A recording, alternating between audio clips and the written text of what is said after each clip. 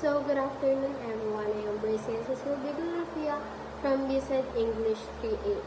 Today we will be discussing about poetic devices or the different type of poetic devices which are used or are tools with the writer used to make a poem more creative and more meaningful.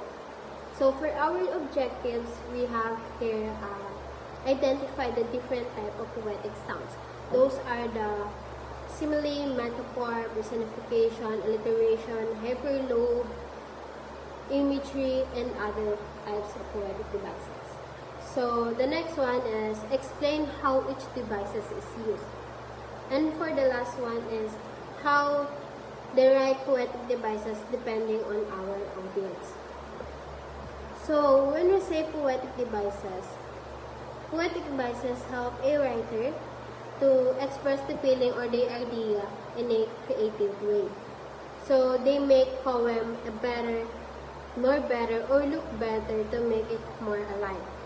These include the use of sounds, rhyme, descriptive word, or figurative language.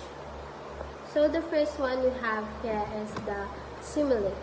Simile means comparing a new thing using a like or as. It also helps a reading to imagine something better. Like for example, that we have here is her laughter is like a music. So this compare her laughter to a music using the word like, right? It means that her laughter sounds pleasant, soft, beautiful, just like a music. You guys understand? So the next one we have here is metaphor. So when we say metaphor, it also comparing two things, but it does not directly without using a like or as. Hindi siya katulad ng simile. So, it states one thing in another to create symbol meaning. Like, for example, that you have here. He is shining like he is shining star. So, he is shining star compare a person directly to a star without using the word like or as. It means that a person is understanding, talented, or special, just like a star shining bright. So, the third one that we have here is the personification. So, when we say personification, it gives human characteristic to an animal, object, or idea. It adds emotion and life to a description. Like for example, a wind whispered through the tree. So, the wind gives a human action of whispering. So, it means that the wind is soft, gentle, that making a quiet noise or a quiet sound as it moves through a leaves. So, the next type of poetic sound that we have here is the alliteration.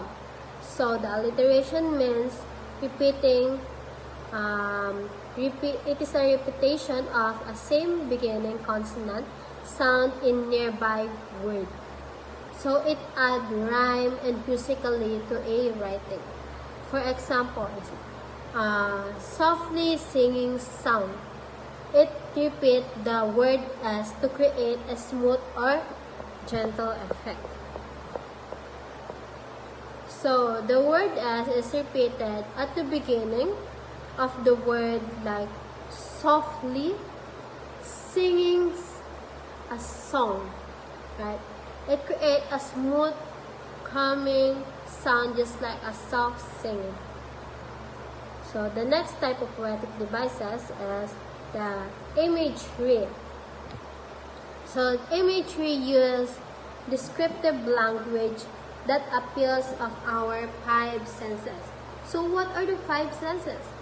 The first one is the sight, sound, touch, taste, And the last one is small. It paints a picture in a reader's mind. Like for example that we have here. A warm scent of cinnamon fills the air. It helps to imagine the smell vividly, right? So, this appeals the sense of our smell.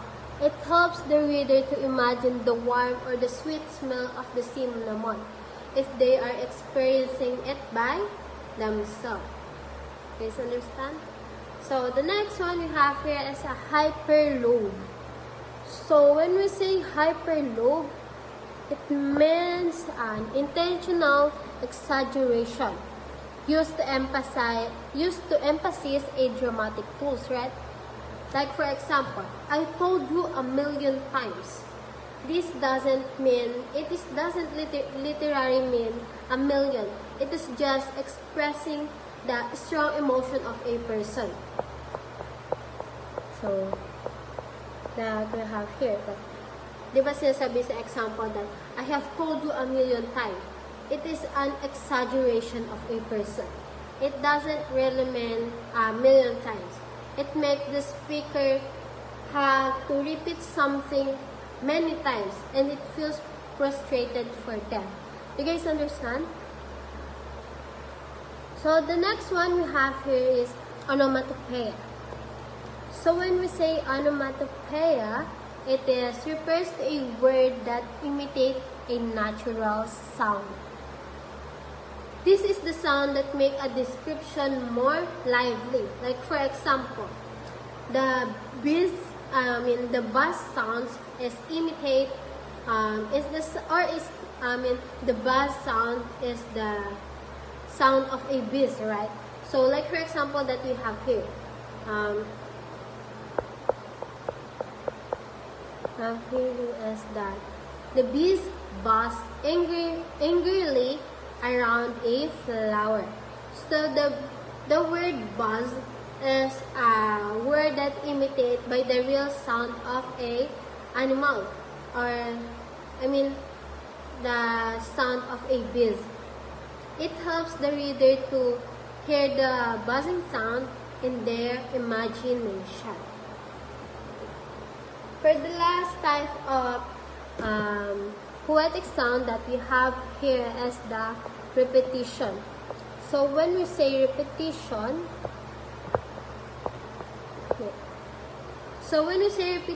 it is involved repeating a word, phrases, or line to emphasize the point or to create a rhyme. Like for example that we have here as the alone, alone, all alone. It's highlighting the feeling of a person, the feeling of a loneliness, right? So, words like alone or all alone are repeated. Do you guys observe? This emphasize the deep loneliness and make an emotion stronger of a person. So those are the types of poetic example that is usually used by the writer or the author to make their poems or other types of their works. So let's move to different ways on how to use poetic devices. So when we're writing to different ways on how to use poetic devices. So when we're writing, start with only using one or two poetic sounds. Like for example, simile or metaphor with simile. Don't use many poetic devices at the same time because it might be confusing for the readers. Do you guys understand? Also think about your audience. Use an example that the reader can understand or that is more applicable for them. Practice using a poetic devices in simple writing activities. They're adding metaphor, an image, or alliteration in their daily lives. You can also combine a poetic devices, but Always remember, do it carefully. So, to get